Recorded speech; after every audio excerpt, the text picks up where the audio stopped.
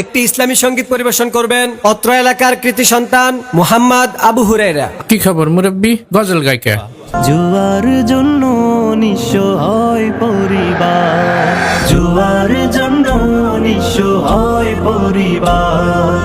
Cricket বলো ludo তাস বলো ভাই, টাকা ছাড়া হয় না। জুয়ার আসরে বসলে আমার উঠতে মন চায় না। চারিদিকে শুনি শুধু জুয়াবাজি আর হারানোর চিৎকার। জুয়ার জন্য নিঃস্ব হয় পরিবার। এই সাউন্ড সিস্টেম আলা ইকো বাড়াও। আসসালামু আলাইকুম ওয়া রাহমাতুল্লাহি ওয়া বারাকাতুহু। ওয়ালাইকুম আসসালাম। আমি কি গোরস্থানে বয়ান করতে আসছি? এই যে সালাম দিলাম, একটা মানুষের সালামে জবাব পাইলাম না। হ্যাঁ সভাপতি সাহেব, আলহামদুলিল্লাহ দীর্ঘ 1 বছর পর আপনাদের সামনে বসার সুযোগ পাইলাম। আসলে আমি এতটাই ব্যস্ততা বাইতে গেছে এই বছর, এই যে আমার পাশে অ্যাসিস্ট্যান্ট বসা, তার কাছে জিগেইলে বুঝতে পারবেন। কয়েকদিন পর চলে যাবো ইথিওপিয়া, ওই সুদানের পাশে। উরুগুয়ে প্যারাগুয়ে আমার প্রত্যেক বছর মাহফিল থাকে। তারপরে উগান্ডা, তারপরে আরো কয়েকটা কি গান্ডা আছে জানি, যাই হোক গান্ডা কি সেটা হইবে। এত ব্যস্ততার মধ্যেও আপনাদের সামনে আসলাম কিছু কথা বলার জন্য কোরআন হাদিসের আলোকে, কিন্তু আইসেই আমার মনটা খারাপ হয়ে গেল। দেখতে আছেন যে আমি কত তাড়াহুড়াগিরি আসতে আসি। আমাকে তো শুধু আপনাদের মন জয় করলে হবে না, সারা দুনিয়ার মানুষের মন জয় করে আমাকে চলতে হয়। তারপরে ওয়াজ মাহফিল কি গান গাওয়ার জায়গা নাকি? ঠাস করে একজন বক্তা বসে রেখে আপনারা ঠাস করে একজন শিল্পী উঠাই দিলেন, এটা কি ধরনের সামাজিকতা? প্রচন্ড অসুস্থ আমি, এই যে সফর করতে করতে আমার কাশি হয়ে গেছে। আপনারা জানেন যে আমার নিজস্ব একটা প্রাডো গাড়ি আছে, 1.5 কোটি টাকা দিয়ে কিনছি। গাড়িটা 3 দিন আগে নষ্ট হয়ে গেছে, এখনো গ্যারেজ আলা দেয় নাই, বলছে আরো 4-5 দিন লাগবে। এই কারণে আমি ভাড়া গাড়িতে আসছি। এই এত দৌড়াদৌড়ির পরে এই যে আমি একটা মাহফিলে আসছি, এই যে কাশতে আছি, একটা সাদেছি, সামাজিকতা বোধ কোথায় আজকে? কি বক্তানছে? আপনারা রাগ করতে আসেন নাকি আমার উপরে? আসলে কোরআন হাদিসের বাইরে আমি একটা কথা বলবো না, তারপরে কিছু কথা না বললেও নয়। আমার ব্যাপারে অনেকেই জানতে চায়, আমার ব্যক্তিগত বিষয়ে অনেক কিছু জানতে চাই, তাদের উদ্দেশ্যেই বলি। আজকাল মাহফিল গুলাতে কোরআন হাদিসের বিপরীত কথাই হয়ে গেছে।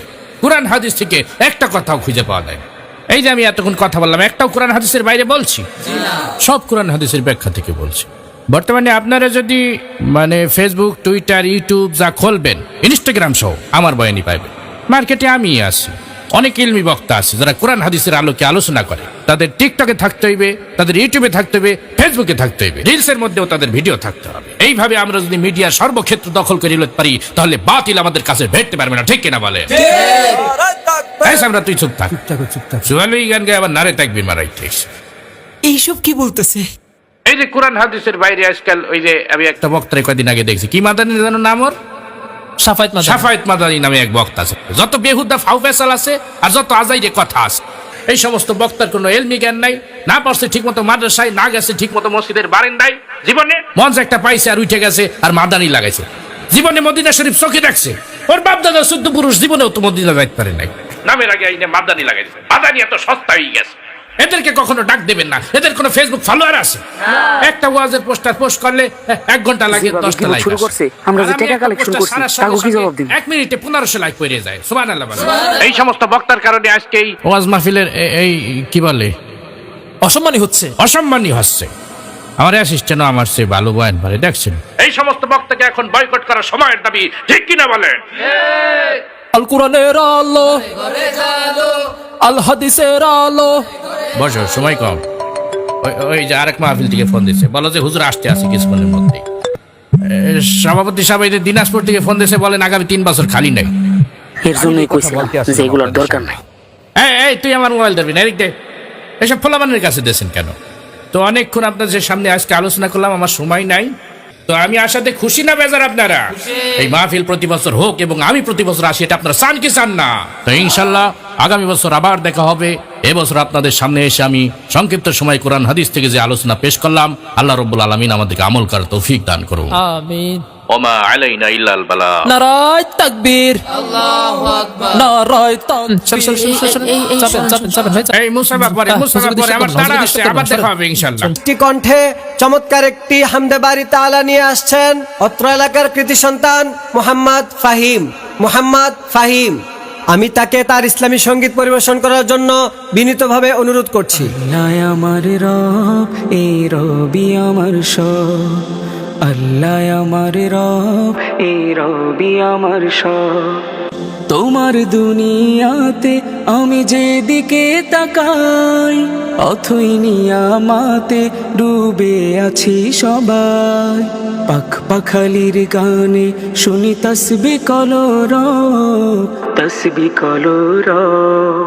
আল্লাহ আমার রব এই রবি আমার সব আল্লাহ আমার রব এই রবি আমার সব إن الحمد لله نحمده نستعينه ونستغفره ونعوذ بالله من شرور أنفسنا ومن سيئات أعمالنا أما بعد فأعوذ بالله من الشيطان الرجيم بسم الله الرحمن الرحيم ويل لكل همزة لمزة صدق الله العظيم قال النبي صلى الله عليه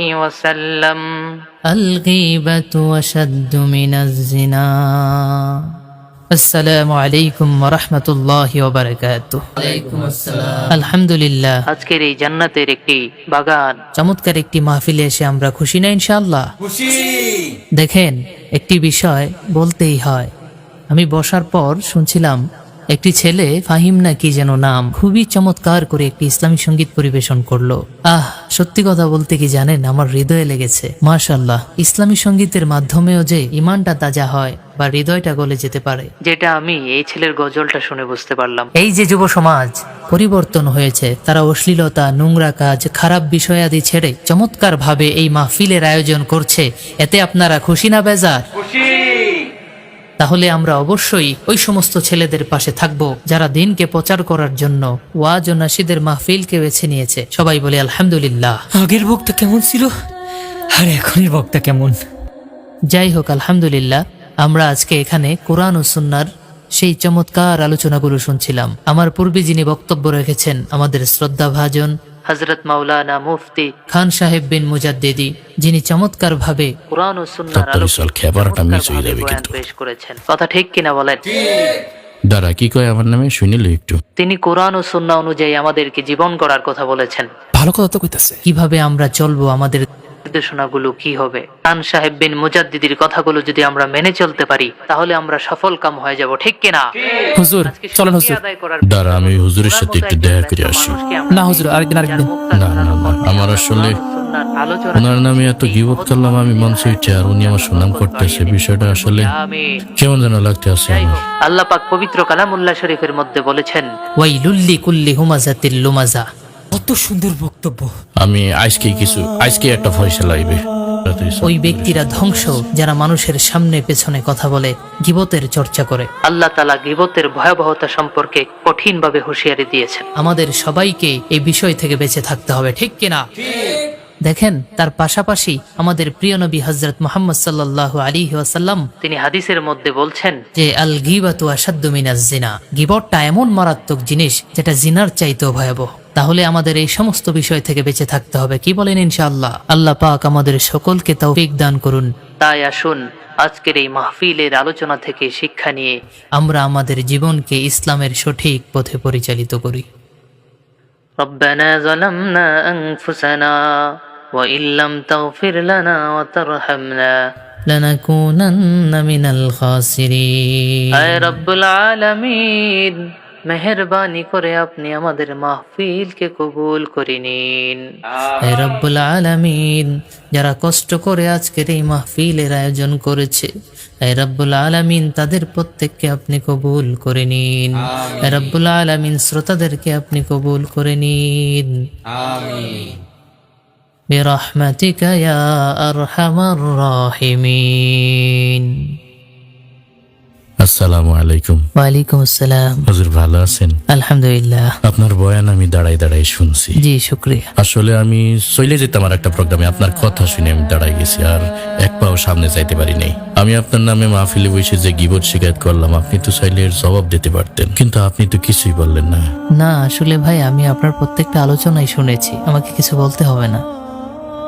আসলে কি, সম্মানের মালিক তো আল্লাহ তাআলা, যিনি সম্মান দেন। আপনি আমার পিছনে বললেও কিন্তু সম্মানের ক্ষতি হবে না। একজন আর একজনকে কাদা ছড়াছড়ি, একজনের প্রতি হিংসা বিদ্বেষ যেভাবে ছড়াইতে আসি, এইভাবে এতগুলা মানুষের সামনে আমরা ছড়াই, এইটা আসলে আমাদের পরিবর্তন করা দরকার। এই সবকটা আপনার কাছে আমি পাইছি। আরে কি বলেন, নিজেদের মধ্যে যে ভুলগুলো ত্রুটিগুলো একে অপরের সাথে বসে মানুষের সামনে এরকম ভাবে ঢালাও ভাবে না বলে আমরা নিজেরা এটা সমাধানে নিয়ে আসি। আমি আপনার প্রতি কোনো কষ্ট রাখিনি, আপনি যে ভুল বুঝে এখান পর্যন্ত এসেছেন এতেই আমি অনেক খুশি আলহামদুলিল্লাহ। আমরা আসলে দিন দিন জনপ্রিয়তার তুঙ্গে উঠে নিজেদেরকে ভুলে যাইতে আসি। আমাদের কি করার দরকার আর আমরা কি করি? আমরা আসলে বয়ানের মঞ্চটাকে আজকে গীবতের মঞ্চ বানাই ফেলছি। আমরা একে অপরের যে গীবত করি এটার প্রভাব কিন্তু জনগণের মধ্যে পড়ে। তো আজকে আমি আমার খ্যাতির বিড়ম্বনার কারণে আমার ভিতরে অনেক আত্ম অহংকার চলে আসছিল। আমি আপনার অনেক দুর্নাম করছি, আমার মেহরবানি করে মাফ করে দেন। না আপনি কি বলেন, আমি কোনো কষ্ট পাইনি। আপনি যে বুঝতে পেরেছেন এটাই অনেক বড় পাওয়া আলহামদুলিল্লাহ। আপনার মতো এমন দিল খোলা মন মানসিকতা আমাদের সকল বক্তার ভিতর যদি থাকতো, তাহলে কিন্তু এই ওয়াজের মঞ্চে এত কাদা ছুড়াছুড়ি থাকতো না, ঠিক কিনা বলেন? আপনি আমার মেহরবানি করে মাফ করে দেন।